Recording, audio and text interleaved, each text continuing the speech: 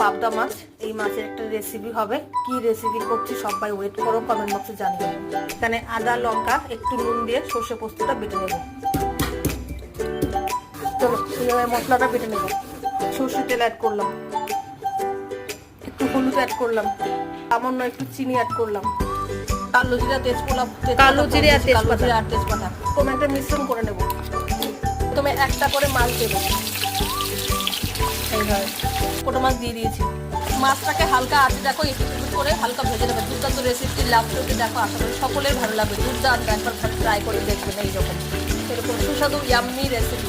আর আগে থেকে পেস্ট করে রাখা এই পেস্টের মিশ্রণটা, এই সর্ষে আর পোস্ত, এই মিশ্রণটা আমি ওপর থেকে দিয়ে দেবো। দিয়ে একটু উল্টে দিতে হবে মাছটাকে হালকাভাবে, একদম নরম হয় আস্তে আস্তে করে এটা হালকা আছে উল্টাতে হবে।